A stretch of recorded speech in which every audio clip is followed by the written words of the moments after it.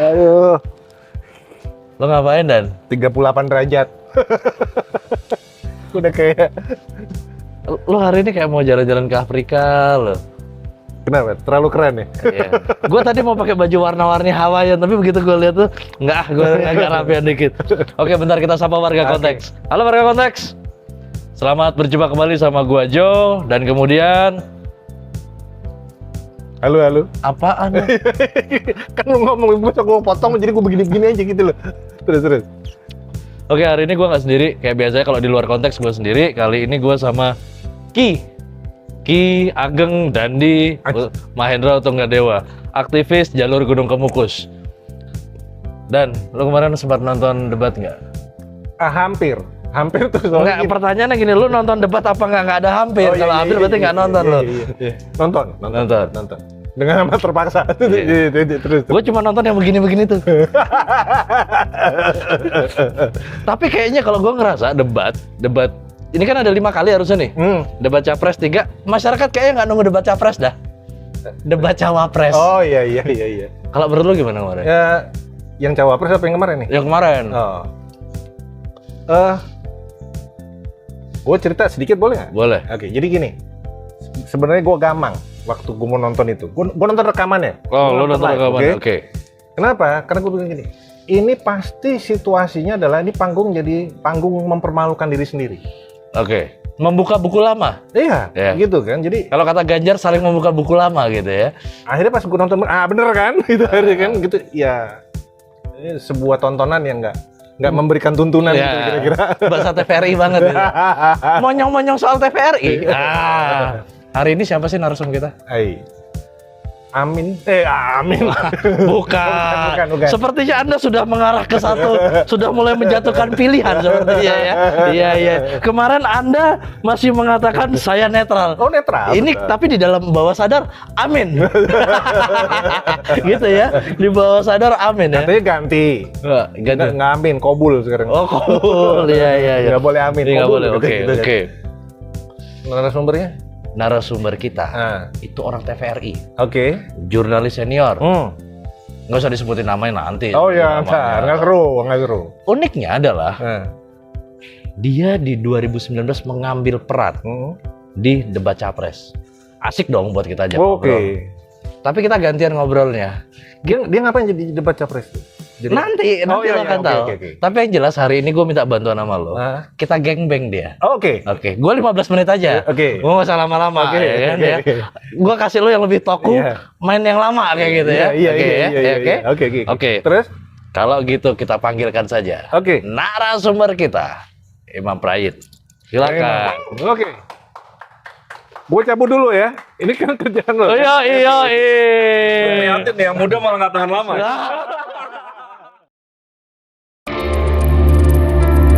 Oke, dan inilah narasumber kita hari ini. Imam. Brother Imam. Gila nih ronde pertama gue nih. Ronde pertama. Belum mulai. belum gua gas nih.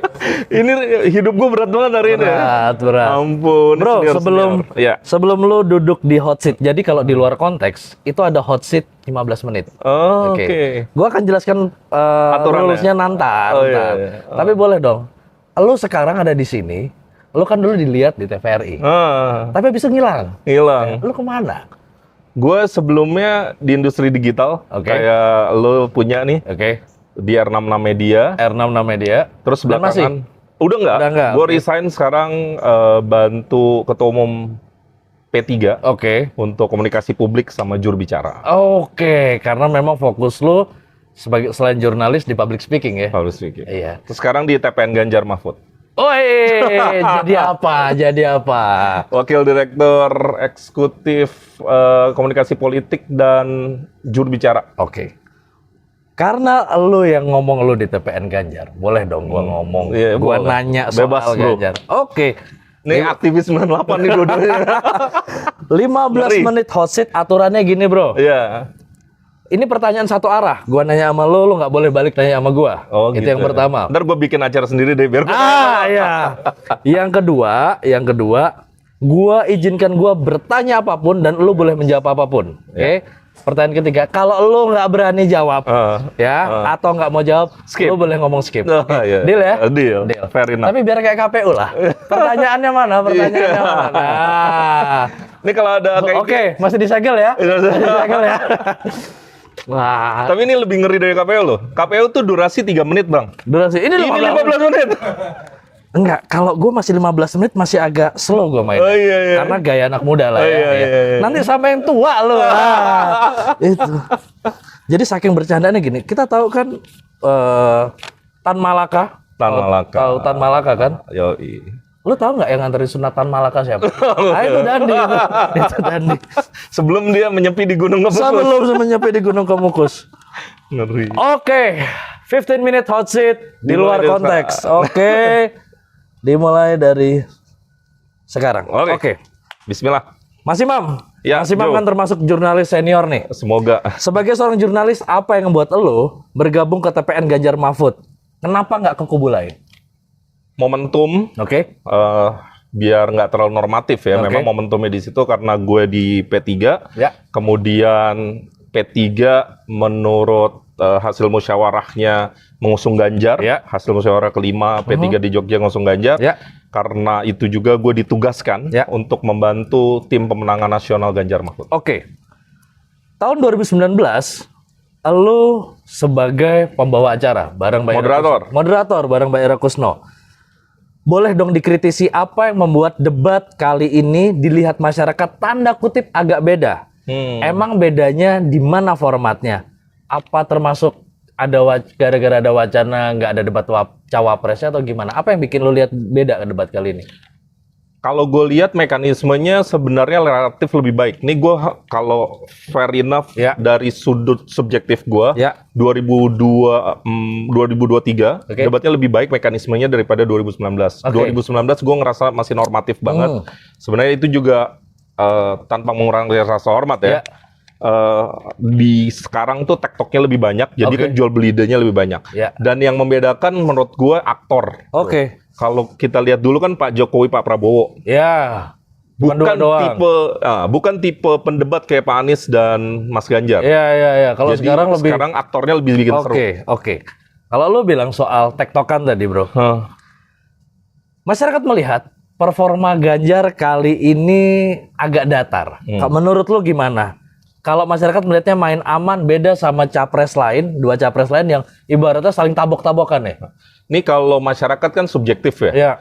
Tergantung lo masyarakat yang mana, preferensi politik lo apa, dan macam-macam gitu ya. Tapi kalau gue pribadi, kalau teman-teman... Ini yang gue bilang. Pinter ngeles dia. Terus juga. Masyarakat yang mana? Kan harus bisa beda, masyarakat ngelebar ya. Kalau kita ngelihat Mas Ganjar itu kemarin sangat taktikal dan sangat strategik. Menjawab apa yang perlu dijawab, lugas, tetap mengutarakan program dan menghindari perdebatan yang mungkin rame, kelihatannya seru, tapi nggak ada substansinya. Kan nanti yang dibeli di saat jabat kan program. Omongan ini mungkin akan lewat, mungkin akan jadi materi memori digital publik, tapi lebih jauh dari itu kan yang kepengen ditaruh sebenarnya program. Tapi terlihat Mas Ganjar di saat debat kemarin juga nggak terlalu menyerang atau memuji Pak Jokowi sebagai presiden.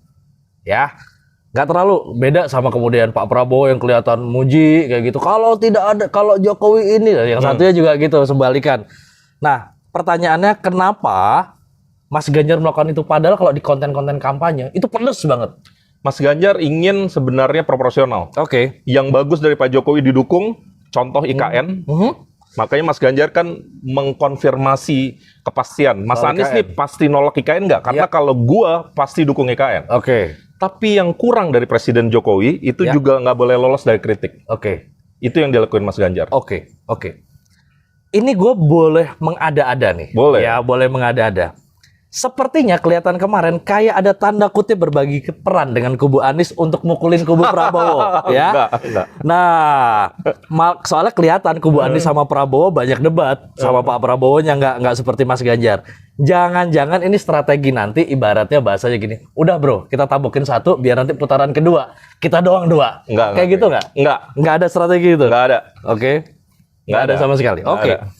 Kemarin Mas Ganjar menyoroti soal pelanggaran HAM berat. sebagian orang atau sebagian kalangan melihat Mas Ganjar sebenarnya bukan concern soal HAM beratnya, tapi menyudutkan salah satu pihak. Kayak gitu nggak? Enggak. Karena Mas Ganjar tuh sesederhana ini. Pengennya ini diselesain. Oke. Kan kalau kubunya Pak Prabowo kan menganggap kenapa ini isu 5 tahunan. Iya. Ya udah kalau ini dianggap isu 5 tahunan kita selesaikan. Biar nggak jadi isu 5 tahunan. Caranya gimana? Ya caranya kan kita sama-sama punya ketetapan DPR. Ya. Kita sama-sama aktivis ya. Iya. Kita kan merindukan adanya pengadilan ad hoc. Betul. Itu kan yang udah kita dorong bertahun-tahun. Ya. Kita pengen itu terjadi. Betul. Ayo putuskan di lembaga yang memang di mana itu harus ditaruh. Ya. Selesai. Jadi nggak jadi hantu per 5 tahunan. Oke. Bahkan kalau perlu dicari kawan-kawan kita yang hilang itu di mana kuburannya. Harus bro. Itu menjadi concern Mas Ganjar juga. Gue tuh ya, Mas Ganjar. Dan gue pribadi itu gue cerita sama Bang Dendi ya. Gue tuh dulu waktu di Trisakti, gue aktif di kampus. Salah satu kerjaan gue, bro, waktu aktif di kampus itu mengadvokasi keluarga yang anak-anaknya jadi korban. Oke. Itu kalau gue boleh cerita ya, banyak yang orang tua tuh yang masih linglung. Setelah 1-2 tahun anaknya meninggal. Oh pastilah kehilangan. Nah, ini kan harus diselesaikan, bro. Mereka kan harus dapatkan keadilan. Bahkan yang sudah meninggal pun menurut gue layak dapatkan keadilan. Oke. Bicara keadilan, Ganjar selalu diserang jika Prabowo selalu diserang soal 5 tahunan. Ganjar selalu diserang kalau soal keadilan. Kendeng dan Wadas. Kendeng, Wadas, pabrik semen dan sebagainya. Iya. Di mana sisi keadilan Ganjar? Kenapa saat itu Ganjar kemudian terlihat masyarakat melihat tidak memihak ke masyarakat, tapi tetap menjalankan tuh proyek? Tapi Ganjar datang nggak ke masyarakat? Datang. Pemerintah pusat datang nggak ke masyarakat? Lu bisa jawab. Nah, iya. Di situ justru bedanya Ganjar. Dia datang, bro. Itu kerjaan proyek strategis nasional. Iya. Wadas itu proyek strategis nasional. Yang harus dia tanggung jawab kan sebenarnya bukan dia, bro. Cuma dia kepala daerah. Pelaksana, kepala daerah. Dia nggak cuci tangan. Dia benar-benar pasang badan, ya udah. Dia coba selesaikan semampu dia, sekuat dia. Ya akhirnya memang ada yang puas, ada yang nggak puas. Tetapi kalau informasi yang kita dapetin, sebenarnya pada dasarnya publik itu berusaha diberikan hak-haknya yang memang harusnya didapatkan. Soal lagi ini nggak bisa dicepetin nih. Nggak bisa. Sama kopi boleh. Lo ambil kopi boleh. Masih banyak berdua lembar gua. Nah, dari pihak Mas Ganjar di beberapa pemberitaan media merasa adanya intimidasi dari pihak-pihak tertentu. Apakah memang intimidasi itu dirasakan ada oleh Mas Ganjar atau oleh TPN, atau memang jangan-jangan emang ini isu yang coba diangkat oleh pihaknya Mas Ganjar? Kalau 1-2 lo bisa bilang isu. Kalau berturut-turut rasanya sih berarti lo bilang ada? Iya, itu yang kita rasakan. Terstruktur? Iya, kalau terstruktur itu harus dibuktikan. Itu harus dibuktikan, mungkin forum yang lebih advance. Misalnya kalau masuk ke ruang penyidikan, penyelidikan ke ranah hukum. Contoh misalnya Aiman lah. Ya memang ada yang laporin. Tapi kan sebenarnya Aiman itu bersuara untuk memberikan kritik, memberikan saran jikalau ada oknum yang merasa misalnya aparat kepolisian itu mendukung salah satu paslon. Dan Aiman pun di ujung bilang, saya berharap ini bukan informasi yang benar. Nah, tapi apa yang terjadi ya tetap aja penangkapannya beda jadinya. Iya, bahkan di surat panggilan pertamanya didatengin itu 11:30 malam, bro. Yang lebih ngeri soal intimidasi itu yang ngomong sampai mantan panglima loh. Nah, itu. Iya kan? Ada di Pak Andika ya. Pak Andika sampai ngomong. Berarti ada intimidasi itu. Ya itu kita rasakan. Oke. Nah, balik lagi ke debat. Banyak orang bilang debat bisa mengubah arah pilihan masyarakat. Gimana mau berubah kalau justru kita ngelihat Anies lebih gemilang kemarin dibandingkan dengan Mas Ganjar sendiri? Ini kayaknya gue masuk tim Anies ya hari ini. Relatif, kalau gue menilai Mas Ganjar gemilang. Proporsional. Firm. Menurut gue Mas Ganjar tuh representasi rakyat yang wajar dan waras. Wajar dan waras. Tidak mendebat, tidak menjatuhkan Pak Prabowo, tidak tetap hormat. Bahkan waktu bicara MK kan Pak Ganjar juga minta maaf, Pak. Ini saya terpaksa harus tanyakan karena ini juga keresahan masyarakat. Nah, gue ngeliat Mas Ganjar gitu. Kalau soal Mas Anies gemilang, public speaking-nya emang harus diakui kuat. Harus diakui kuat. Berarti tapi lo ngeliat bahwa itu tidak akan merubah pandangan masyarakat. Oh akan bro. Oh maksud gue, masyarakat itu kan yang terpapar materi debat tuh konon kabarnya kan 3-5%. Betul. Tapi undecided voter itu masih 20-27%. Ya. Itu yang kita harapkan untuk shifting. Dan kalau kita ngelihat masyarakat Indonesia itu, dia nggak suka yang terlalu keras. Nggak suka yang berlebihan. Mungkin itu yang digambarkan oleh Mas Ganjar. Pribadi yang ramah, santun, lugas. Nggak jatuhin orang. Dan tidak membuka lembaran lama gitu. Di beberapa survei, pra dan pasca debat, ada beberapa survei, gue nggak bilang semuanya, ada beberapa survei yang menyatakan bahwa tren elektabilitas masyarakat terhadap Ganjar Mahfud cenderung menurun. Bahkan di beberapa survei malah Ganjar Mahfud ada di urutan buncit. Apa ini sinyal kalah? Kita hargai survei, tapi itu bukan satu-satunya survei. Di internal juga bikin survei. Dan perlu diingat kita mau menang pilpres bukan menang survei. Masih ada 2 bulan. Kalau diperhatikan, bayangkan di saat yang lain melakukan kampanye-kampanye yang sifatnya populis di Jawa dan segala macam, Mas Ganjar dan Prof Mahfud malah ke ujung barat dan ke ujung timur. Jadi kita menghargai masa kampanye itu dengan sebaik-baik upaya dan sehormat-hormat upaya.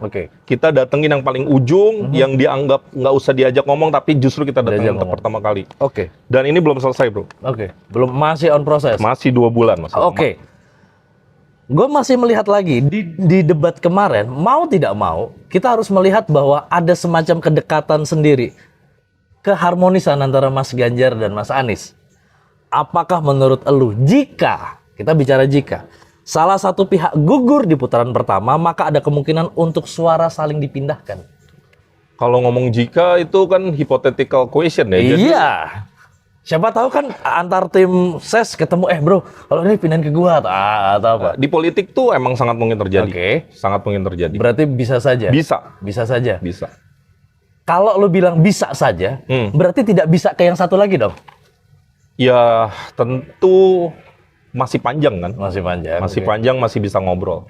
Masih bisa kemana saja. Tapi ini kalau gue pribadi nih, gue nggak sebagai jubir nih, gue gue sih entah gimana ya, gue berharap kita tetap setia terhadap nilai-nilai demokrasi gitu. Apa yang terjadi di MK dan akhirnya dijelaskan oleh MK itu harusnya jadi spirit kita bersama, dan tidak terkecuali spirit teman-teman kita yang di kubu 02 atau kubu Pak Prabowo. Kita atau saya pribadi merasa itu di atas elektoral. Ya, nilai-nilai etik moral itu kan substansi dari hukum ya. Jadi kalau menang kalah kan biasa ya. Tapi menurut gue values bangsa tuh yang harus dijaga. Pertanyaan gue, kalau lu bilang ini gue bukan sebagai jubir, gue nanya lu sebagai pribadi. If Ganjar kalah di putaran pertama, kenapa? Seandainya nih Ganjar Mahfud kalah di putaran pertama, lu pribadi akan kemana? Kalau kemarin ada yang bilang, gue pilih abstain, gue pilih golput, lu akan kemana? Gue pribadi ya, gue pribadi akan tetap memberikan pilihan kepada orang yang menurut gue lebih baik, siapapun yang lebih baik. Tapi lo akan tetap memilih? Insya Allah akan tetap memilih. Karena menurut gue, apa ya, ini kan kalau bahasa Islam ini istihad. Istihad. Gue lebih memilih bersuara daripada enggak. Karena kalau enggak nanti takutnya disalahgunain lagi. Prof Mahfud bilang kan pemilu itu bukan milih malaikat. Milih orang. Memilih orang buruk jangan sampai berkuasa. Orang jahat bahkan. Orang jahat jangan berkuasa. Bro, masa kampanye 2024 kan relatif pendek. Cuman 75 hari. Gimana strategi Jitu TPN Ganjar untuk mengoptimalkan masa kampanye ini, sekaligus gimana caranya menyiapkan capres-cawapresnya? Perang udara terus dilakukan. Kunci tapi tetap di infanteri di darat. Dan infrastruktur infanteri kita insya Allah siap. Dan kenapa itu belum terbaca? Memang masih bergerak di gorong-gorong. Dan itu yang akan kita lakukan 2 bulan ke depan. Bahasa lo udah kayak bahasa panglima. Kayak jubir militer lo. Terakhir, semua orang sekarang bicara tentang anak muda. Karena anak muda termasuk pemilih dengan populasi terbesar. Pertanyaannya, kenapa anak muda harus pilih Ganjar Mahfud? Sedangkan di tempat lain ada yang katanya anak muda. Anak presiden, bro. Oke, iya. Lo kalau lo ngerasa muda, emang lo bisa jadi cawapres sekarang? Iya. Kalaupun harusnya anak Jokowi ya. Kalau bisa pilih yang lain, gue pilih yang lain kayak gitu. Tapi pertanyaan lu, kenapa anak muda harus pilih Ganjar Mahfud? Ganjar Mahfud orang-orang yang kompeten. Oke. Gue berusaha menyadarkan hipnotis bahwa kita pilih presiden. Nih jujur, anak gue ada yang kelas 2 SMA. Oke. Dia bingung sendiri. Ya kok teman-teman aku tuh milih presiden yang gemoy. Gue bilang, kok milih presiden yang lucu? Ya. Gue bilang, Mbak, kan gue manggilnya Mbak. Mbak, cari presiden itu yang bisa jawab masalah bangsa. Kalau mau gemoy lucu, lu cari komedian. Iya dong. Lu kalau mau cari yang lucu, lu cari komedian. Kalau lu cari presiden, lu cari yang bisa nyelesain masalah. Karena mimpin bangsa ini bukan buat lucu-lucuan. Bukan lucu-lucuan. Lo bayangin lo bro, kita nih 270 jelang 300 juta orang. 5 detik terakhir bro. Ya, lu ada dililan nggak? Lu ada dililan nggak di dalam? Nggak. Gue nggak nyari apa-apa. Oke. Selesai. Dandi sini dah. Oke. Oh gila nih, digilir nih gue. Kan tadi geng. Dan gue udah 15 menit. Gue lelah. Dia Doi masih strength kayak gitu. Oke, so habis ini sambil nemenin Doi ngopi, lo nemenin Doi ngopi, lo lanjutin gangbangnya, oke? Gue yakin nih skill tinggi nih.